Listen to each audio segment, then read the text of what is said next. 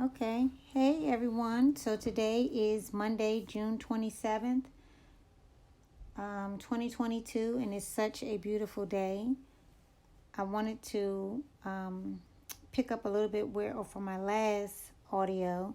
In my last audio, I talked about recreating the life that you want. And this morning, when I woke up, the first thing that came to my mind was really understanding that life is a gift. Every day you wake up, I wake up, or anyone wake up, we are given a gift of life, and there's an opportunity for us to do something towards our dreams and something towards humanity. So if you work a job and your job isn't helping humanity, reconsider the job that you're working. Reconsider really, what are you doing for humanity? How are you touching humanity? How does your job help someone else's life? Most people that I talk to, they have some sort of desire to help others in some capacity. They always voice it. But how often are you working towards it? I challenge you. I challenge you to wake up tomorrow with the goal of doing something towards your dream, but also helping someone else. And many times our dreams are aligned with helping others. Take the time to do it. When you wake up in the morning, let your feet touch the floor. Get up. Reaffirm that you've been given this life and you're not going to squander it on watching silly things, focusing on what so-called celebs are doing, focusing on pornography, focusing on shopping. All of those things are strongholds, and they really block your blessings, and you have to work 10 times harder to get where you want to go in life, because you've already given them your time. You're giving them your life. Time is your life. So when you wake up in the morning, don't look at your phone. Give yourself time for you. You deserve it. You are what matters. Your health. Get up, do your workout. Even if it's something as simple as 20 push-ups or 5 jumping jacks. Get started. Get moving for you. Work towards the health that you want, that you deserve.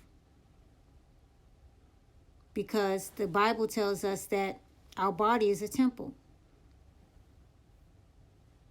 Mm-hmm. So wake up in the morning, get your exercise in, cater to yourself. If you are a mom and you find yourself the first thing you do in the morning is focusing on your husband or focusing on your kids, you have to rechange that. Not rechange, you have to change that. You have to rechannel that energy. That means you need to wake up earlier and give yourself some time so that you can be the best you. Maybe they need to wake up earlier and fix their own lunch while you're working out, while you're meditating, while you're praying, while you're reading your scriptures. When you wake up in the morning, that is a gift to you. The Most High has given you a gift. So you have to focus on you for at least the first hour. Eventually, you will find what works for you. Test it out. Go to bed early. Cut the TV off. Because madness and chaos is going to happen regardless of what you do, madness and chaos is all over the world. It's going to constantly keep moving. It's continuous. So it's nothing that you can do. You can't watch it all. You don't even need to absorb all of that. You need to make yourself a better you.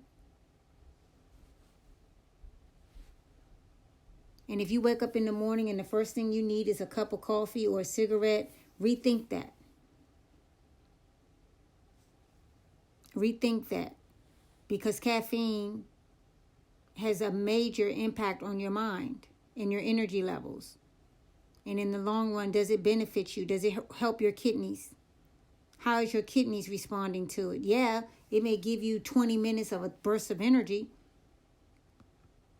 But how do your kidneys respond to that? I've noticed a lot of places where I drive to, I'm seeing kidney centers. That's a direct reflection of what's going on with our health. That means that a lot of people are experiencing kidney failure. Well, how do we experience kidney failure if it's not genetic? We ruin them.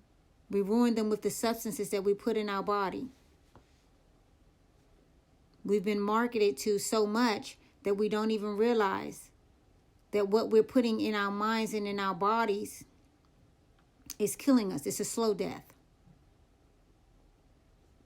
So wean yourself off of those things that really doesn't benefit your body. Your body is your temple. A temple should be clean. We have to rethink, reevaluate how we've been moving up until now. If you're going to put anything in your mouth in the morning, it should be a cup of spring water. When was the last time you actually drank water? How many ounces have you drank? You know, like these are serious things. Like flush your body out.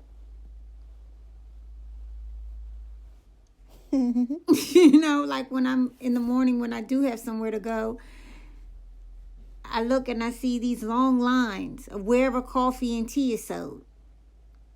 You're ruining your kidneys to get to a job that doesn't even care about you, that doesn't even honor you. Like, that's backwards. Like, you have to change your habits if you want success. Yeah. If you waking up first thing in the morning and smoking a cigarette or smoking a blunt, why, ask yourself, why am I doing this? How is it really serving my temple? Now, we know that there's exceptions where people may use cannabis or something like that because they are in severe pain. That's not what I'm talking about.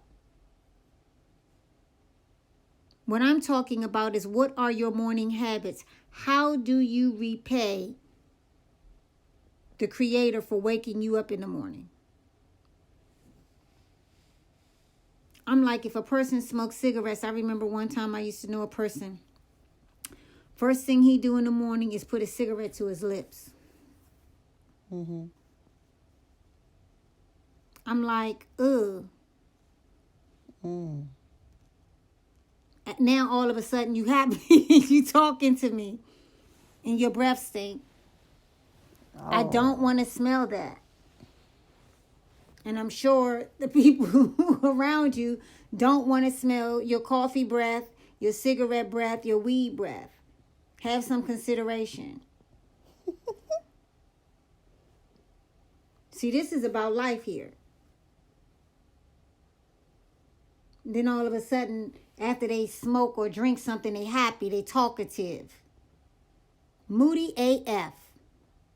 Yeah. Rather than waking up, let your feet touch the floor, drinking 8 ounces of water, and getting your exercise. An inmate will tell you that. Oh, yeah, big time. An inmate will tell you that. An inmate has better habits, whether it's by force or not.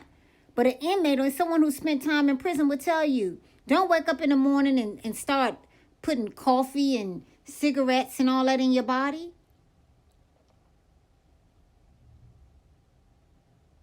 So let's start being kinder to our body. And while we're talking about our body is our temple, also consider this. Okay, if we consider the new ruling that the Supreme Court made about sexual health and abortion, this has caused so much hysteria in this country. Now, one of the issues that the Supreme Court didn't, I guess they considered it, but they didn't make it an issue, is for people who are raped. So in other words, that means, okay, if you're raped, in many of these states, you won't be able to have an abortion. However, that's not my argument. This argument that I'm making is not about women who've been raped or men who've been raped. This argument that I'm segueing to is about sexual health and taking control of your sexual health.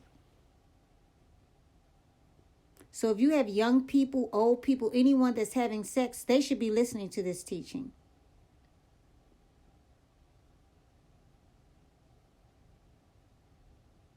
So women and men are impacted by this decision.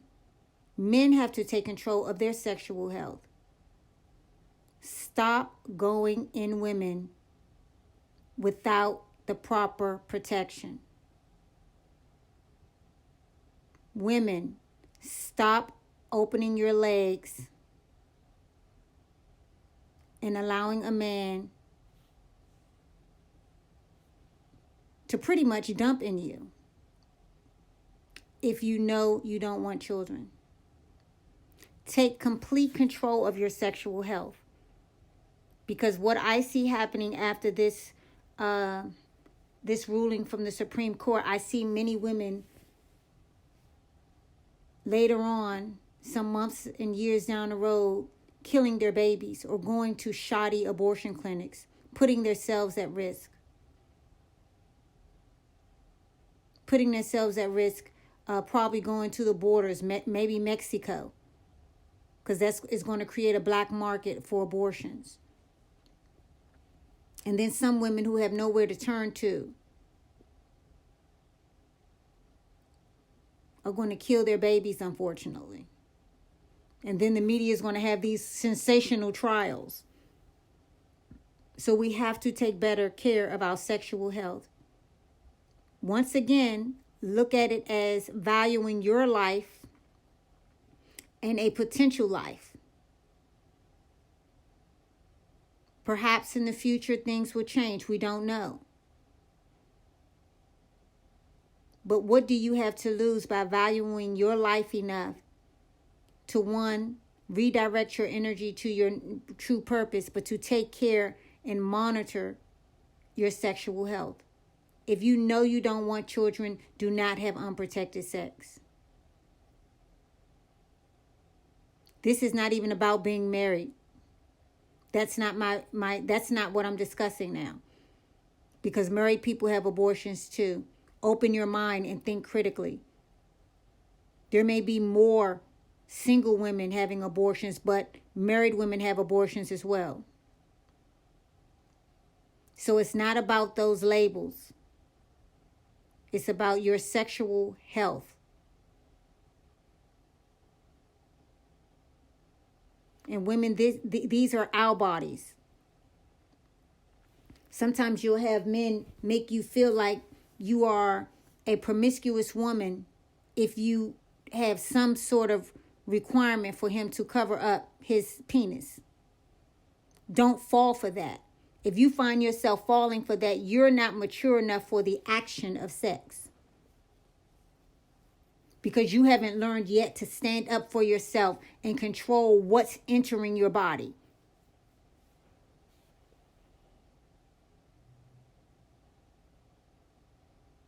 Some men don't care. But it doesn't matter what they care about. It is your body. Take complete control of your body. Your body is your temple. Health is wealth.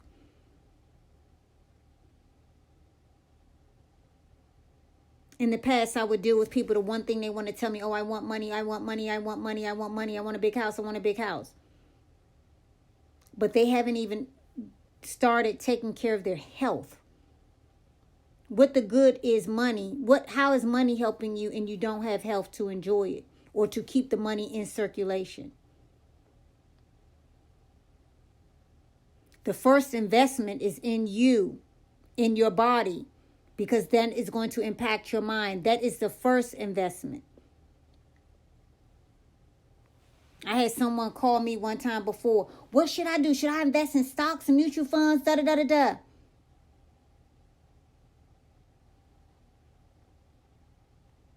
No, the first investment should be your health. And by the way you're presenting and the way that you're talking and the food that you eat, you haven't even made that investment yet.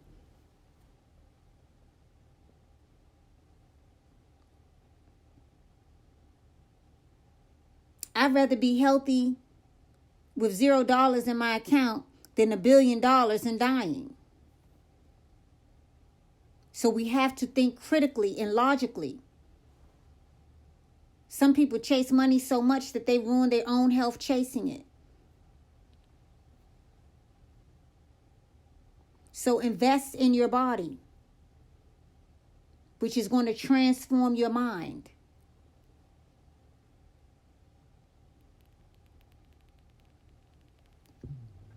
So we also have an outbreak of meningitis. The CDC is reporting that meningitis is right now, the major outbreak is in Florida. So people who don't live in Florida don't look at this and say, oh, I don't have to worry about that. No, you're not thinking critically and logically. You don't think people from Florida or people who visited Florida travel to other states?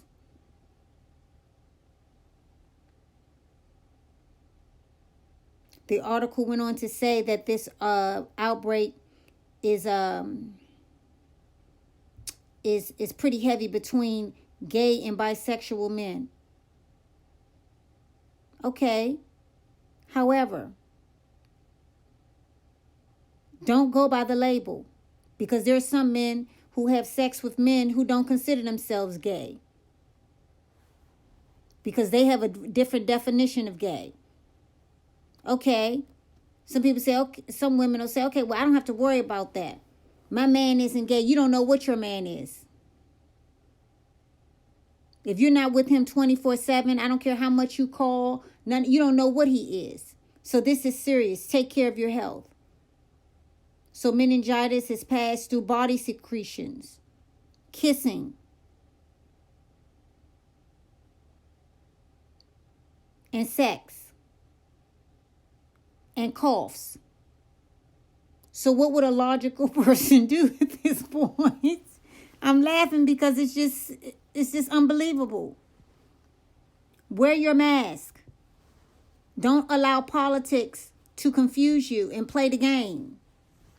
Mm-hmm. So it's no longer just COVID. It's meningitis. You have people who've been to Florida and they have meningitis and it's still in their system and they're coughing.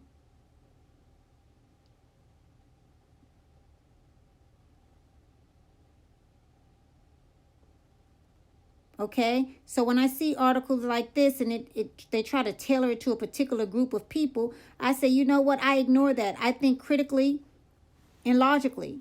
And I know that it can affect anybody. So don't get laxed. An outbreak is an outbreak.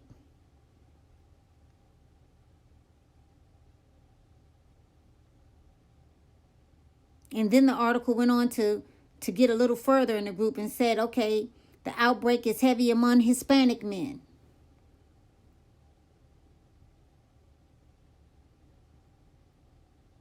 So I say, you know what? Don't focus on these groups. Focus on humanity. Know that it could be you. Take control and power off of your sexual health. Stop watching shows or listening to music that promote foolishness with your sexual health. There's more to life. If you find that the music that you're listening to is encouraging you to go and have unprotected sex or even to have sex, and the other aspects of your life are not in control, you may want to re-examine that, because it's not worth it. Your body is your temple. And whatever you put in your body, you need to make sure that you're putting your body first. Your health first.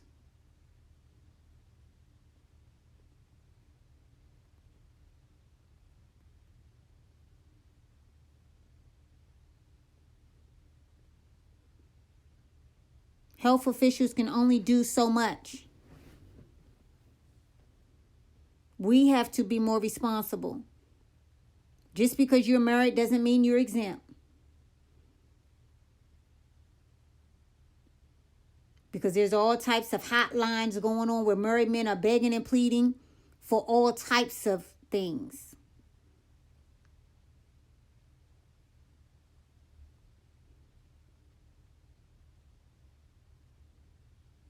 Okay? I just found out about a married man with 3 children. He's married to a woman.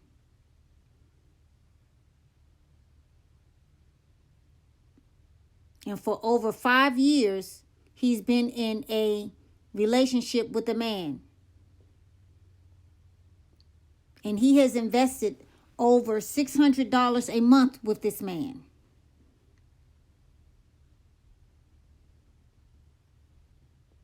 If we do the math,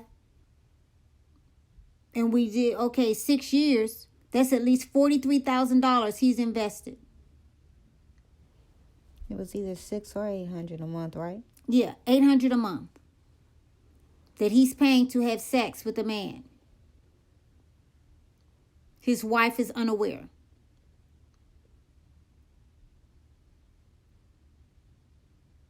So this isn't just about single people. It's not about the label. It's about humanity.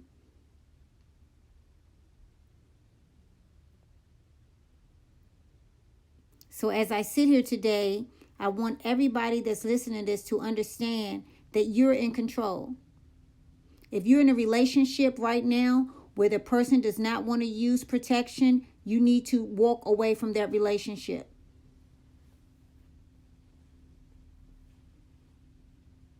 Abandon the relationship because it's not serving your temple.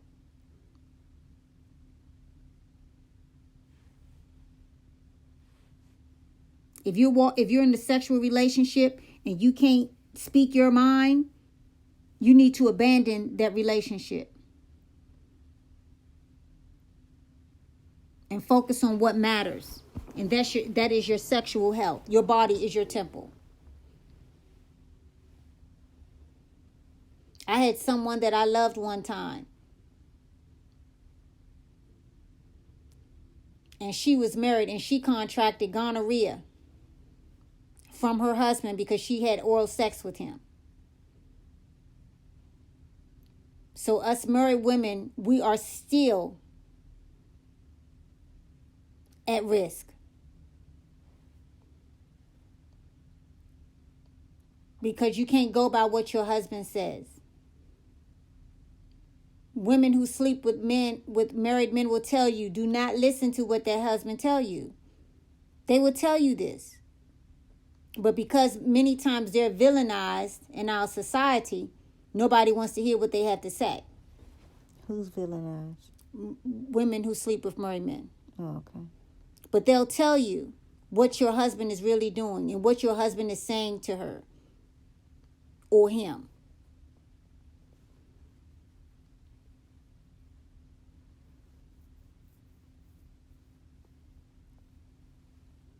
So I encourage everybody.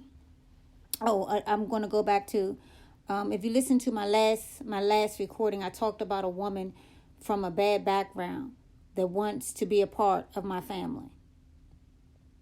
And I don't care how hard she works towards that, I'm not accepting her. Okay?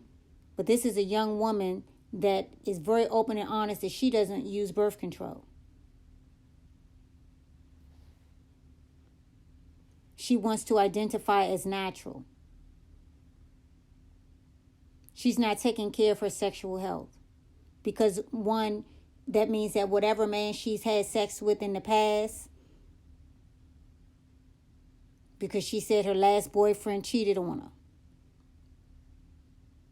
And she wanted to have an HIV test.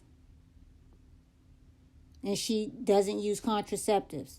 So she allows men, for whatever reason, to ejaculate in her.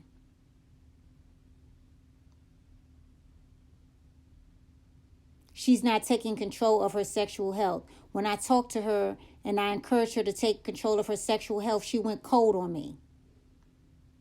Her whole demeanor went cold. Why? She apparently wants to have a baby, or she doesn't care about her body. She is not mature enough, in my mind, to be having sex, because she is not understanding the ramifications, or she just thinks she can trap a man with a baby. And that never, ever works.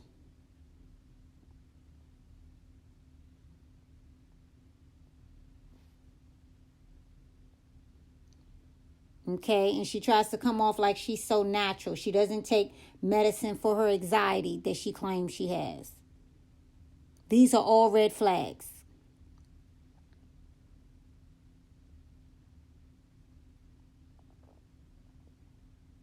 Her body is not her temple.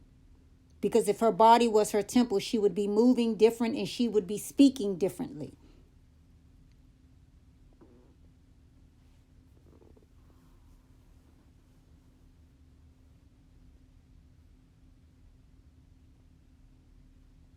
If she is so natural, why is she putting extensions in her hair? Because it's all talk. It's her ideal self that she's so-called natural. So we have to think critically and logically with the people that we allow in our space. Because oftentimes they give off clues on who they really are if you listen logically and critically. And they will show you who they really are. They're presenting their ideal self, but when you are able to have the anointed mind, you can see through all of that superficiality.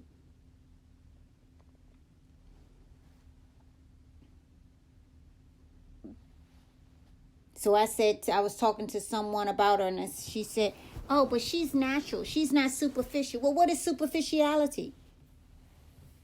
Because she has a so-called natural aesthetic, she doesn't wear makeup, you think that she's authentic? Absolutely not. You have to think logically and critically on who you allow in your life. In fact, I find this particular girl more superficial than the ones that I see that have their bodies done.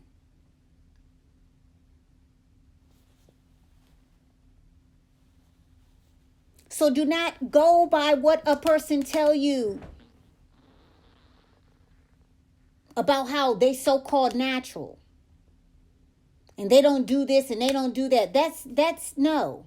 How authentic are they? Why do they want you? Why are they leeching on to you? If you cared about your sexual health and you're dating, the first thing you're going to want to do is go get a medical exam. If you're so authentic, you start backwards. You go get a medical exam so both of you can see where you stand regarding your sexual health. You would disclose those things. If you're so authentic and you're looking for this relationship that you claim you want, you would take your butt downtown or wherever you have to go to your doctor, if you even have one, and both of you would show what you have now. Okay, we're gonna run the gamut. That's authenticity. But no, she didn't do that. Because she is fake AF. Under the guise of authenticity.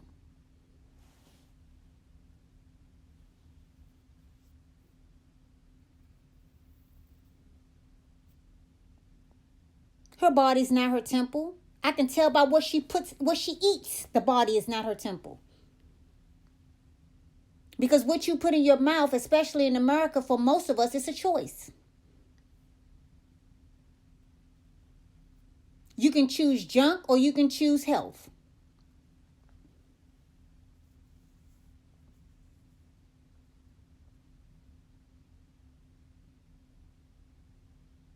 You have that choice. You have that free will that philosophers talk about all the time. So how are you so-called natural when Everything you're putting in your body is processed.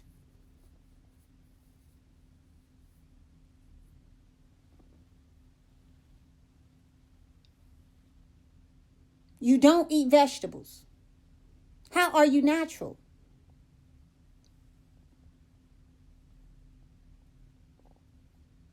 When 80% of your diet is carbs and sugar. That's not natural. Those are not things that the Creator invented to go in our bodies.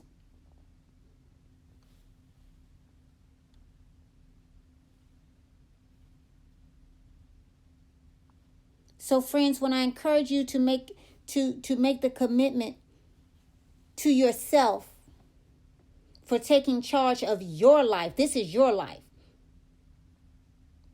I ask you to wake up with a purpose. Wake up, let your feet touch the floor if they can. And affirm to yourself that life is a gift and you are going to accept that gift and do well. But you're going to do well. You're going to be grateful for that gift. That's the best gift you could ever have. That's better than any material thing that someone could buy you or give you. That you're going to repay the Creator for giving you health. And you're going to follow your dreams. You're going to take care of your body. You're going to work out. You're going to eat well. You're going to take complete control of your sexual health.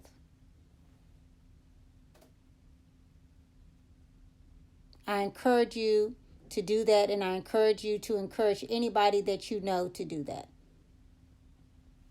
I love you, and I'll speak with you as soon as possible.